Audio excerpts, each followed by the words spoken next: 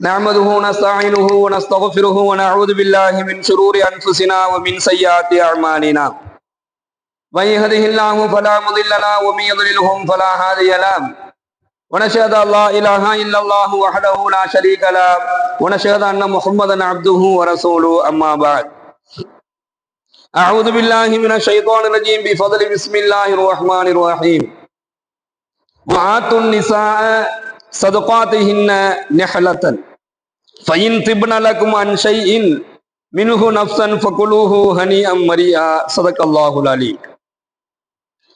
கண்ணியத்திற்குரிய அல்லாஹ்வின் நல்லடியார்களே, சகோதரர்களே, சூரத்துல் நிசாவினுடைய 4வது வசனத்தில் அல்லாஹ் சொல்லக்கூடிய செய்திகளை நாம் பார்க்கலாம். இந்த சூரத்துல் நிசாவினுடைய தொடர்ந்து இதற்கு முன்னால் சொல்லப்பட்ட 3 வசனங்களிலும் ரப்புல் ஆலமீன் இறையச்சத்தை பற்றியும் விட்டு கொடுத்து வாழ்வதை பற்றியும், மேலும் ஆதரவற்ற அனாதை பெண்களுடைய விஷயத்தில் எப்படி நடந்து கொள்ள வேண்டும், அவர்களுடைய சொத்துக்களை பராமரிப்பதில் எப்படி இருக்க வேண்டும் என்கின்ற செய்திகளை அல்லாஹ் சொன்னான்.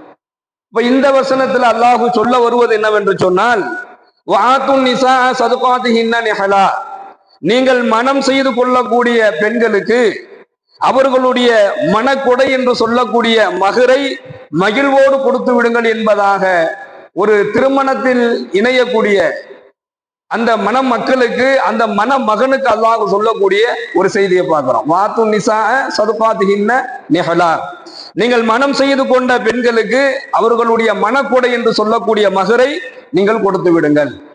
அப்ப இந்த மகர் என்பது மிகவும் முக்கியமான ஒன்றாக நம்ம பார்க்கிறோம்.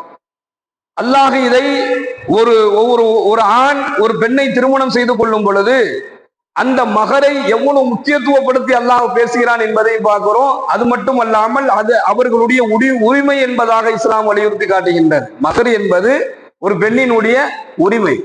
அந்த மகர் இல்லாம ஒரு திருமணம் நடக்குது அப்படின்னு சொன்னா, மகர் கொடுக்காம ஒருத்தர் ஒரு பெண்ணை மனம் கொள்றாரு அப்படின்னு சொன்னா அந்த திருமணம் சேராது. அப்ப மகர் இங்க ரொம்ப அவசியமாக இருக்கின்றது. அதைத்தான் அல்லாஹ் சொல்றான். அதை நீங்க எப்படி கொடுக்கணும், அதை நீங்க மகிழ்வோடு கொடுங்கள் என்பதாக அல்லாஹ் சொல்றான்.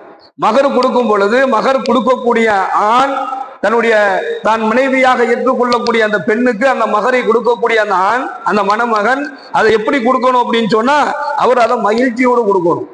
அதை ஒரு சிரமமாக என்ன செய்யக்கூடாது, அவரு பார்க்கக்கூடாது. அல்லாஹ் சொல்றான்,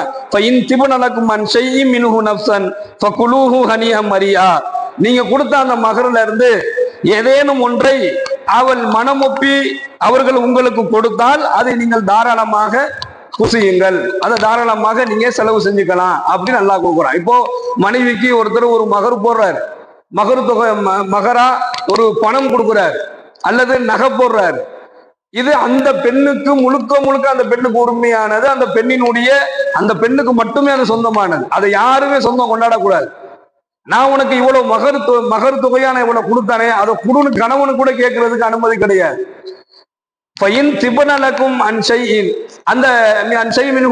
அந்த பெண்ணை மனம் ஒப்பி கொடுக்குறான் தன்னுடைய கணவருக்கு.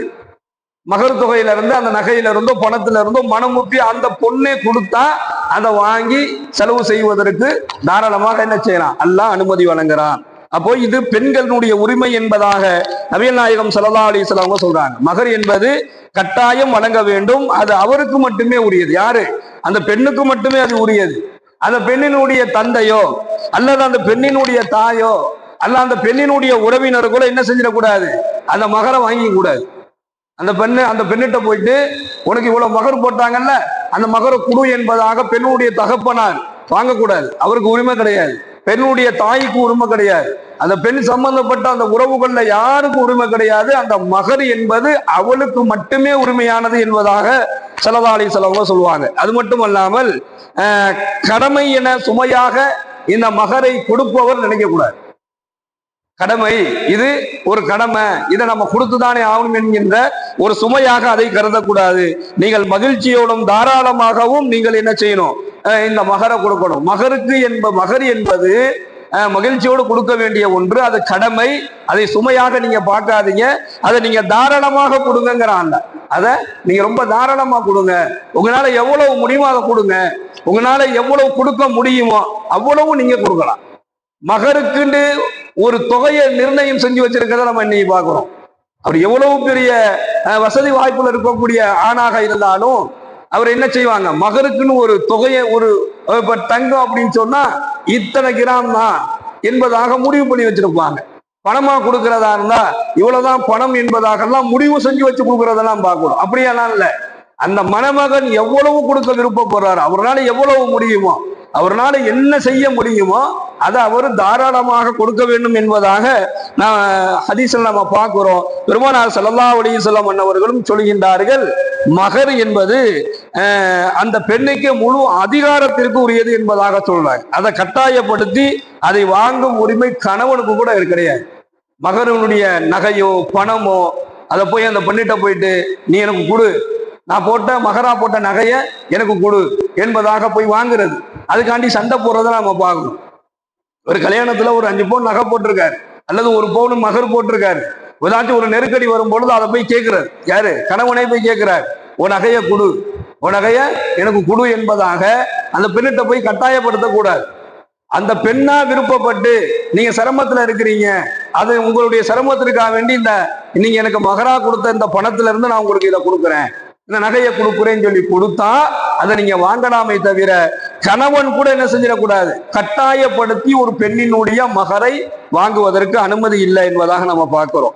பெருமானார் ஸல்லல்லாஹு அலைஹி வஸல்லம் அன்னவர்கள் மகரை எவ்வளவு தூரம் வலியுறுத்துறாங்க அப்படிங்கிறத நம்ம பார்க்கிறோம். காலலி ரஜுலின் அல் தமிஸ் வலவ் ஹாத்தமன் மின் ஹதீதின், அதாவது திருமணம் செய்ய விரும்பிய ஒரு மனிதர் திருமணம் செய்யணும்னு சொல்லிட்டு ஆசைப்படுறாரு, விரும்புறாரு. அப்ப அவருக்கு ஸல்லல்லாஹு அலைஹி வஸல்லம் அவங்க சொன்னாங்க, ஒரு இரும்பு மோதிரத்தையாவது நீங்கள் தேடி வாருங்கள் என்பதாக ஸல்லல்லாஹு அலைஹி வஸல்லம் அவங்க சொன்னாங்க.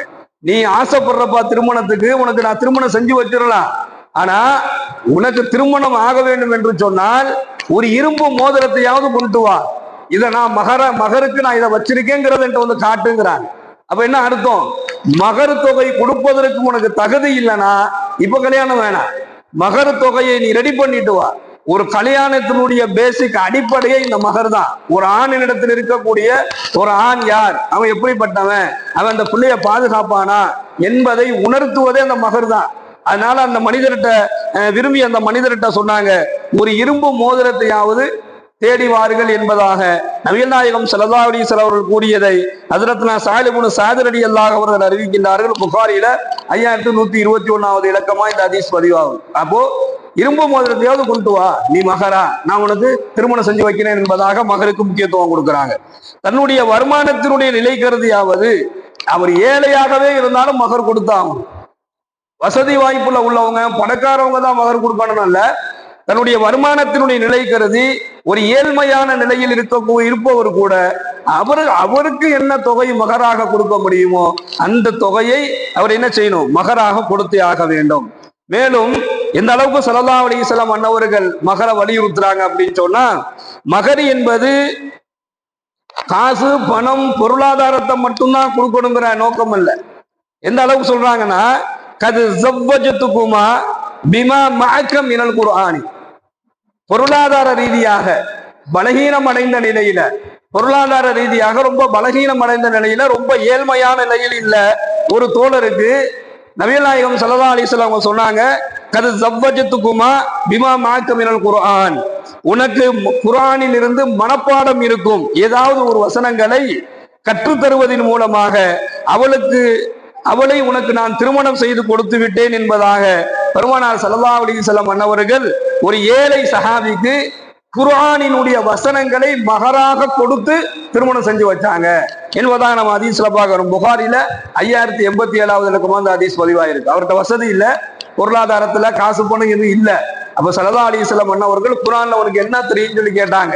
அவர் சில சூறாக்களை சொன்னார், எனக்கு இந்த அத்தியாயங்கள்லாம் தெரியும், இந்த சூறாக்கள்லாம் தெரியும்னு. அதை மகராக அந்த மணப்பெண்ணுக்கு கற்றுக் கொடுக்குமாறு சொல்லி, அதை நான் உனக்கு என்ன செய்யறேன், மகராக பெற்றுக்கொண்டு உங்களுக்கு நான் திருமணம் கொடுத்து விட்டேன் என்பதாக திருமணத்தை நடத்தி வச்சிருக்கிறாங்க. அப்போ மகருக்கு இதை கூட என்ன செய்யலாம், குர்ஆனில் இருக்கக்கூடிய ஒரு சூறாக்களையோ அதை கூட ஸல்லல்லாஹு அலைஹி வஸல்லம் அவர்கள் மகராக கொடுத்து, கல்வியையும் குர்ஆனினுடைய வசனங்களையும் கூட மகராக கொடுத்து திருமணத்தை நடத்தி வச்சிருக்கிறாங்க. ஆக மொத்தம் மகர் இல்லாமல் திருமணம் இல்லை அப்படிங்கிறத ரொம்ப தெளிவா நம்ம விளங்கிக்கிறோம். மகருக்கு தொகை என்கிறது என்ன செய்யறது, மகரை சுமையாக நினைச்சு கொடுக்கிறது என்பகின்ற நிலையிலிருந்து இஸ்லாமிய சமூகம் வெளியில வந்தே ஆகணும். குர்ஆனில் அல்லாஹ் குவியல் குவியலாக நீங்கள் கொடுங்கள் என்பதா அல்லாஹ் சொல்றான். நிகழா நீங்க என்ன செய்ய, குவியல் குவியலா கொடுங்க என்பதாக அல்லாஹ் சொல்றான். மகரை நீங்கள் மனமோது கொடுக்கணும். மகர் என்பது ஒரு பெண்ணினுடைய உரிமை. அதை ஆண்கள் சுமையாக பார்க்க கூடாது. அதை மகிழ்ச்சியோடும் சந்தோஷத்தோடும் தாராளமாக நீங்கள் மனம் கொள்ளக்கூடிய பெண்ணுக்கு வழங்குகள் என்பதை இந்த சூரத்து அன்-நிசாவினுடைய 4வது வசனத்தில் அல்லாஹ் சொல்லக்கூடிய ஒரு செய்தியாக நம்ம பார்க்கிறோம். சுப்ஹானல்லாஹி பிஹம்திஹி சுப்ஹானக்கல்லாஹும்ம வ பிஹம்திக வ நஷ்ஹது அல்லா இலாஹா இல்லா அன்த வ நஸ்தக்ஃபிருக வ நத்தூபு இலைக். சுப்ஹான ரப்பிக ரப்பில் இஸ்ஸத்தி அம்மா யசிஃபூன் வ ஸலாமுன் அலல் முர்ஸலீன் வல்ஹம்துலில்லாஹி ரப்பில் ஆலமீன். ஸல்லல்லாஹு அலைஹி வஸல்லம். ஸல்லல்லாஹு அலா முஹம்மது ஸல்லல்லாஹு அலைஹி வஸல்லம்.